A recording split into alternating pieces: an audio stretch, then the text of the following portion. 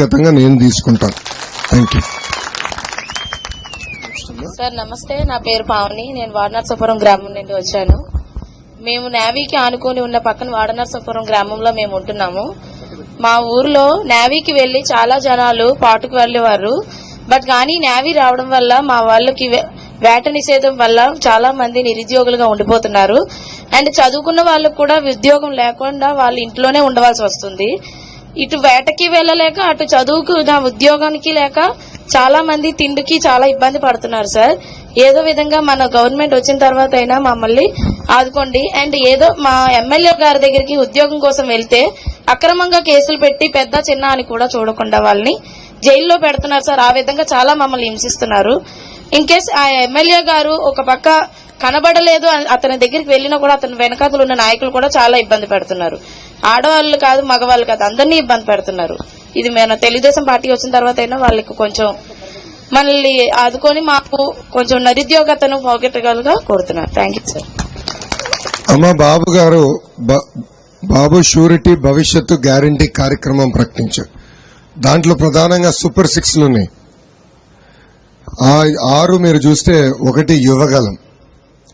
Telugu Desam Janasena party ప్రభుత్వం అధికారంలోకి వచ్చిన 5 సంవత్సరాల్లో ప్రభుత్వ ప్రైవేట్ స్వయం ఉపాధి ద్వారా 20 లక్షల మందికి ఉద్యోగాలు ఉపాధి కల్పించే బాధ్యత నేను వ్యక్తిగతంగా తీసుకుంటాను. భారతదేశంలోనే ఎక్కడ లేని నిరుద్యోగ రేట్ ఆంధ్ర రాష్ట్రంలో ఉంది. 24% చదువుకున్న వాళ్ళలో నిరుద్యోగులు ఉన్నారు. 24%. దీనికి ఫుల్ స్టాప్ పెట్టాలి. సంక్షేమం అభివృద్ధి అనేది జోడు ఎద్దుల బండి.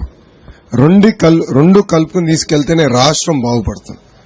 అప్పులు చేసి సంక్షేమం చేస్తేనే కరెంటు ఛార్జీలు 9 సార్లు పెరుగుతుందని, అప్పు చేసి సంక్షేమం చేస్తే ఆర్టీసీ ఛార్జీలు 3 సార్లు పెరుగుతుందని, అప్పు చేసి సంక్షేమం చేస్తే పెట్రోల్ డీజిల్ పైన పన్ను పెరుగుతుందని, అప్పు చేసి సంక్షేమం చేస్తే ఉద్యోగాలు ఉపాధి ఎక్కడ దొరకత్తలి, అప్పు చేసి సంక్షేమం చేస్తేనే నిత్యావసర సరుకుల ధరలు విపరీతంగా పెరుగుతాయి.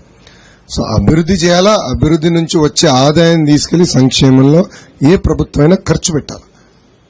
సో అందుకే ఈ సూపర్ 6 బాబు షూరిటీ భవిష్యత్ గ్యారంటీ మేనిఫెస్టో చూస్తే చాలా స్పష్టంగా 6 హామీలు ఇచ్చాం. దాంట్లో ప్రధానమైన హామీ నిరుద్యోగ యువకులకి 20 లక్షల ఉద్యోగాలు కల్పిస్తాము. కల్పించే క్రమంలో నిరుద్యోగులు ఎవరిని ఉంటే వాళ్ళకి ప్రతి నెల యువగలం పేరుతో 3,000 రూపాయలు నిరుద్యోగ భృతి కూడా మన ప్రభుత్వం అందజేస్తుంది. ఒక లక్ష్యంగా పనిచేస్తుంటారు. అది మా హామీ. అమ్మ నా పైన కూడా పెట్టారు తల్లి నా పైన. అమ్మ మీ అందరు తెలియాలి, 2019 ముందర నా పైన కేసు 0. 2019 ముందర నేను ఏనాడు పోలీస్ స్టేషన్కి వెళ్ళా. ఎందుకంటే మా అమ్మ క్రమశిక్షణతో నన్ను పెంచింది. తప్పు చేస్తే ఆమె కర్ర పట్టుకుని కొడుతుంది. ఇప్పుడు కూడా కొడుతుంది. ఇంత పెద్దడైనా మా అమ్మ ఇప్పుడు కూడా వదిలిపెట్టద్దని ఏనాడు వెళ్ళా పోలీస్ స్టేషన్కి. అలాంటిది ఈ ప్రభుత్వ అధికారంలోకి వచ్చిన తర్వాత నా పైన 22 కేసులు పెట్టారు. నా పైన SC ST కేసు పెట్టారు తల్లి. నా పైన 307 అటెంప్ట్ మర్డర్ కేసు కూడా పెట్టారు. చంద్రబాబు నాయుడు గారు 15 సంవత్సరాలు ముఖ్యమంత్రిగా చేశారు, 15 సంవత్సరాలు ప్రతిపక్ష నేతగా చేశారు.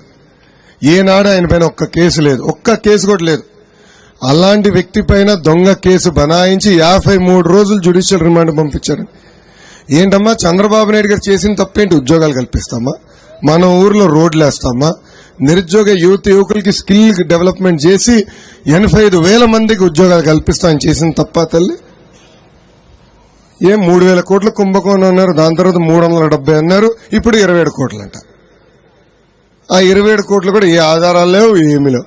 నోటుకొచ్చింది చెప్పి 53 రోజులు తల్లి, 53 రోజులు ఏం తప్పు చేయని వ్యక్తిని జైల్లో పెట్టారు. 3 నెలలు ఓపిక పెట్టి తల్లి, 3 నెలలు. మన ప్రభుత్వం వస్తుంది 200 రోజులు. మైలురాయిలో నేను స్పష్టంగా చెప్పాను, ప్రభుత్వం పెట్టిన అక్రమ